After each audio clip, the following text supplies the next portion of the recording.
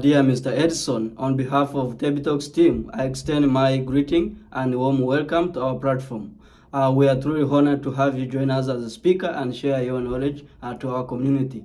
Your remarkable achievement in documenting the history of Bwisha Chiefdom has inspired many people in the world. We believe that your presence at Talks will be an opportunity to our audience to gain more insight and learn from your vast experience. Talks has always been a committed platform where visionary people like you connect with the audience and share knowledge, inspiration, and motivation.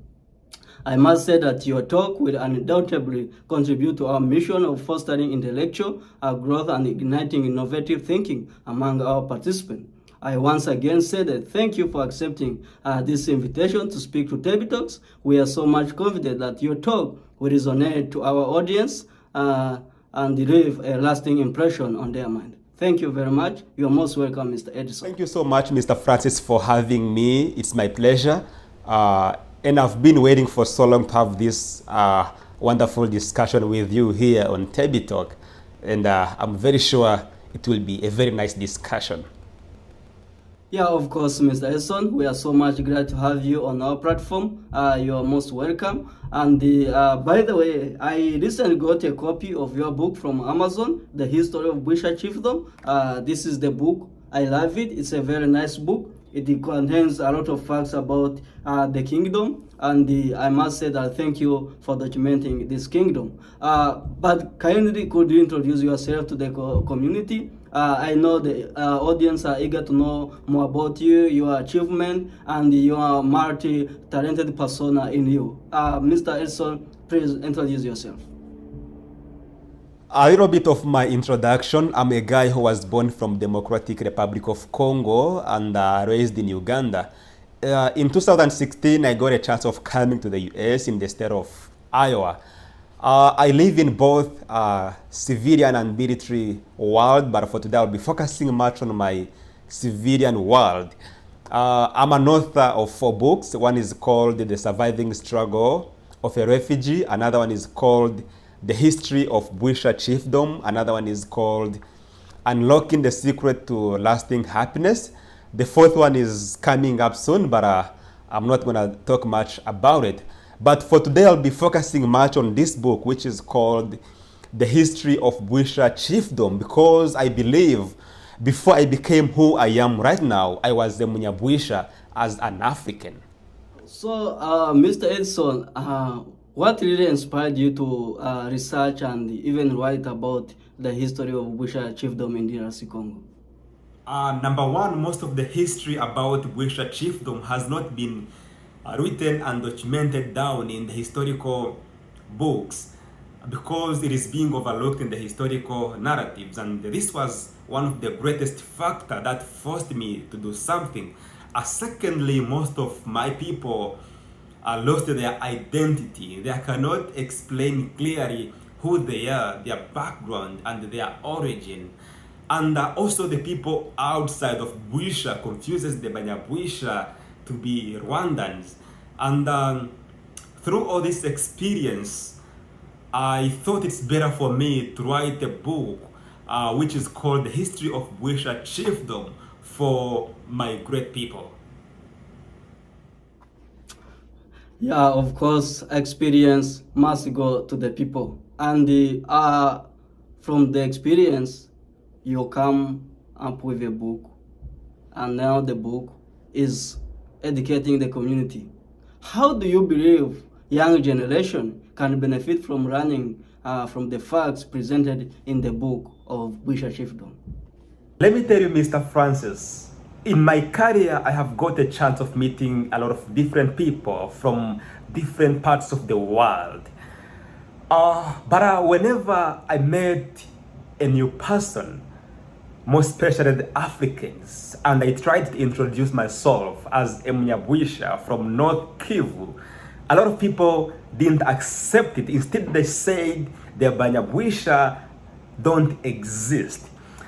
Some people also started calling me who I was not because of the language I speak, which is similar to our neighboring country of Rwanda. So how do you feel when somebody start giving you names which you are not, and unfortunately you cannot even manage to defend yourself because you don't know your history, you don't know your origin?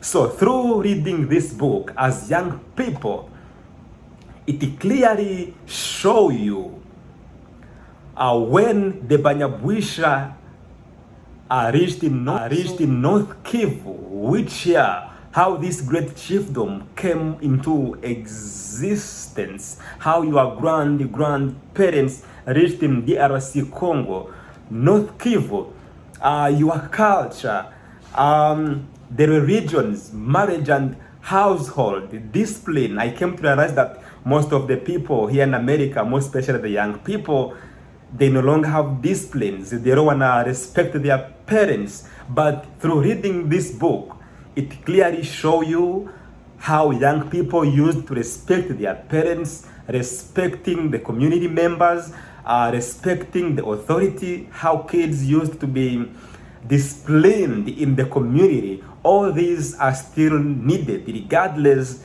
of the country you might be living right now. No? So, in your opinion, why is it so crucial for the young generation to understand their historical roots, particularly in the context of Bwisha Chiefdom? Let me tell you something, Mr. Francis. Before you are given the name Francis, there is somebody who brought you into existence. So it's very hard for me to recognize you and recognize who you are before recognizing somebody who brought you into existence. As young people, I believe it's better for us to first understand our history. Regardless of where you might be living right now, regardless of the country, it will be much more important if you first understand your history. Secondly, as young people, history gives us a clear and a solid foundation for the future.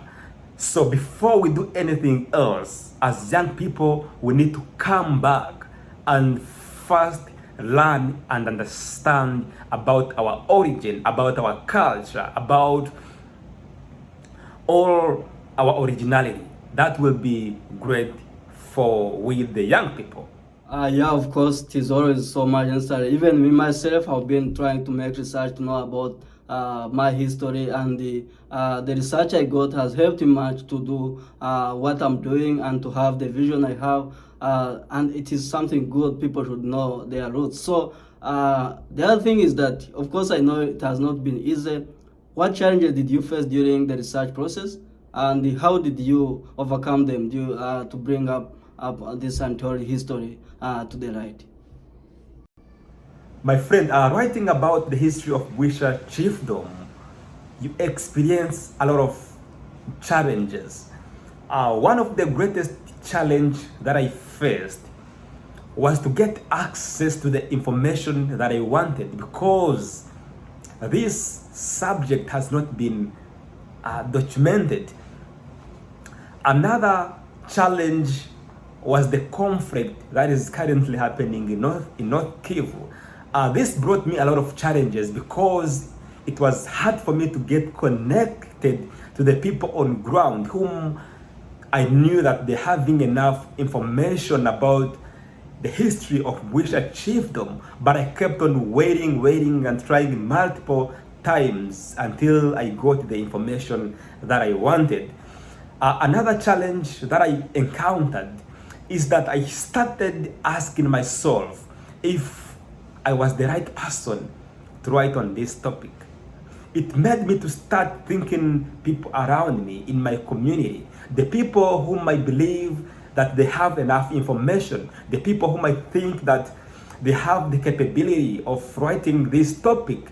But unfortunately, none of these people were even thinking about writing the history of Bwisha Chiefdom. After that, I thought it's better for me to take an initiative of writing about our history, no matter how.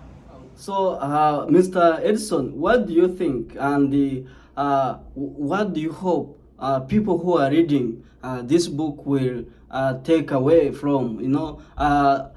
Of course, you are trying to unveil the history of Congo in terms of its significance.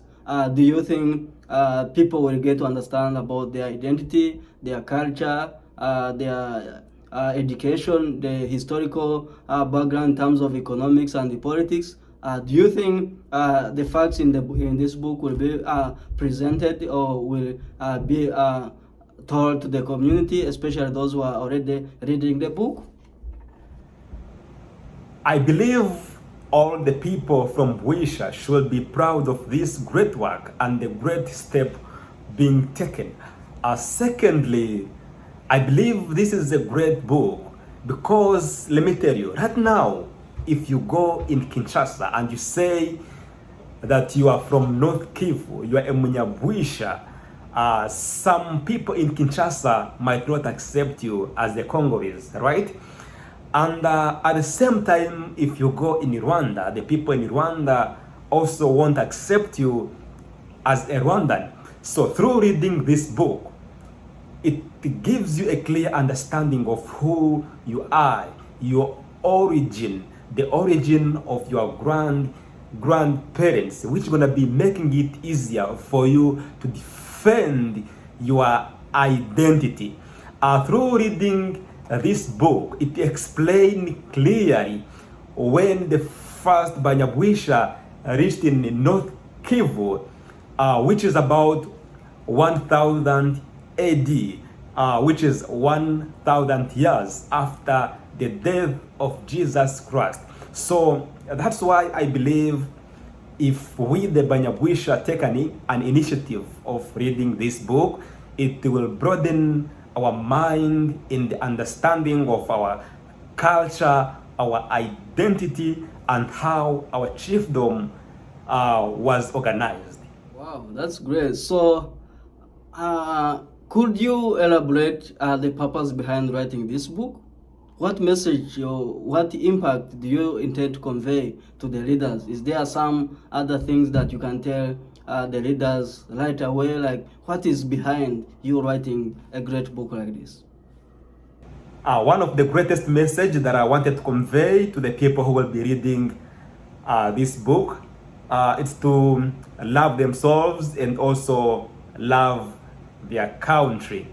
The Bible also says that love your neighbor as you love yourself, which means the first step is to love yourself. And you cannot love other people without you loving yourself and who you are. And for us to reach this, we must go back and read and also understand our history. So now that people already have copies and the other people are buying copies day and night, so how do you envision the knowledge and insight gained from your book influencing the younger generation perspective of history and their role in shaping the future? Do you intend to write more copies related to this? How do you envision the knowledge obtained from this book and the rest of the books you are writing, Mr. Edison?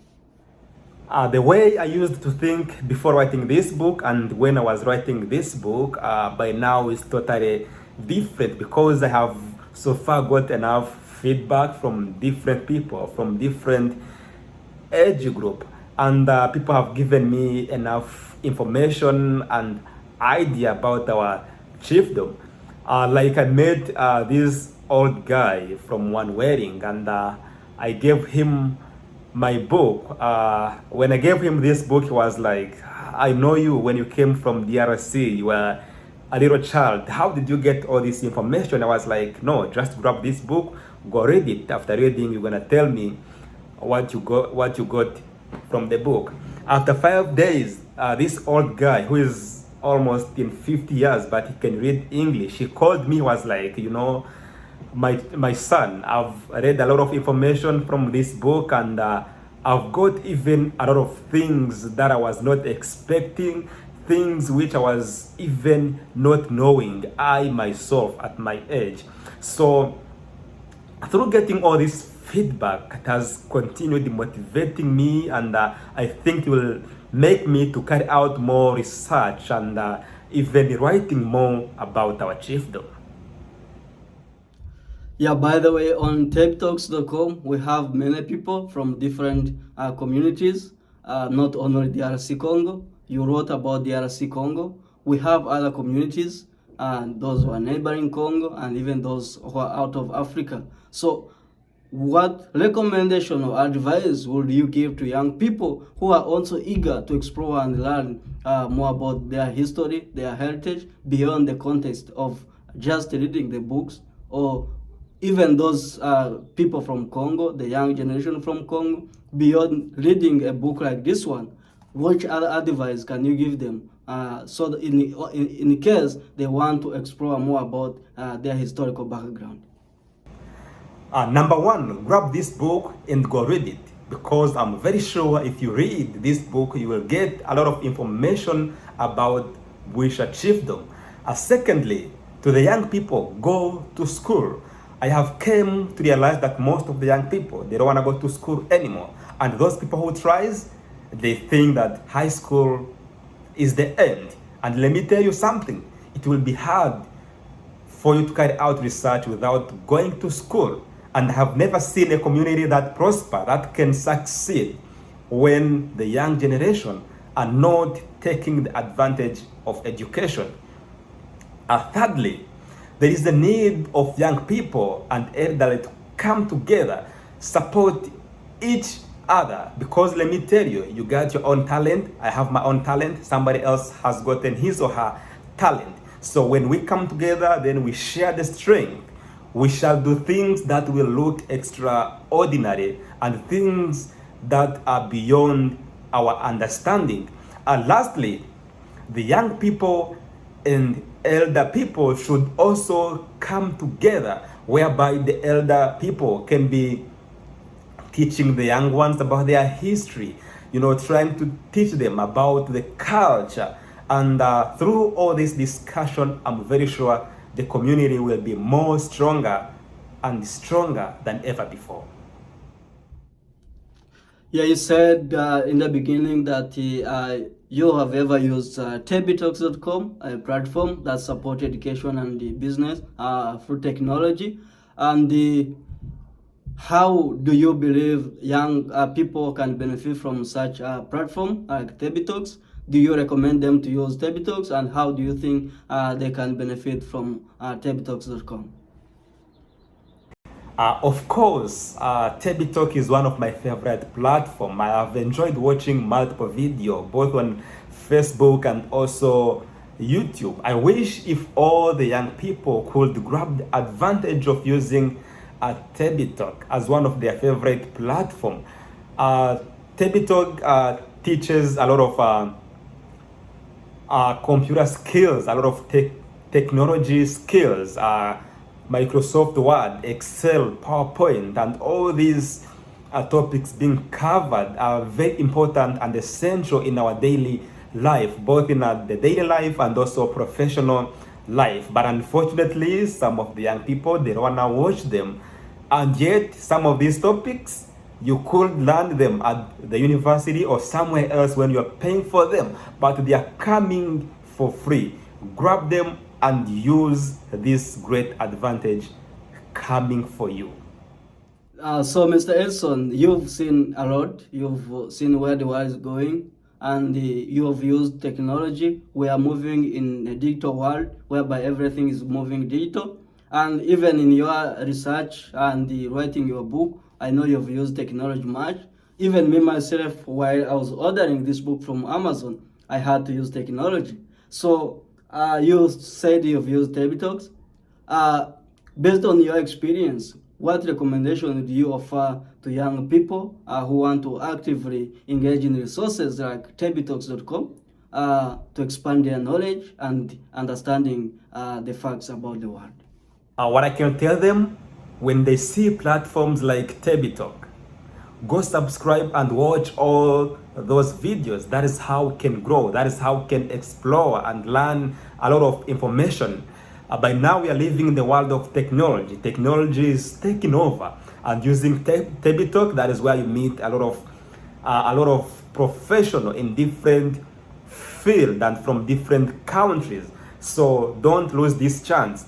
Go and watch multiple videos on Table Talk, and I'm very sure you will enjoy it. I personally have enjoyed using the platform of Table Talk.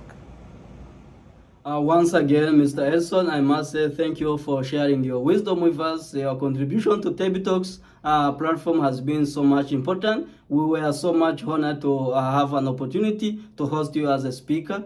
Your presence has elevated our platform and enriched the experience of our community members.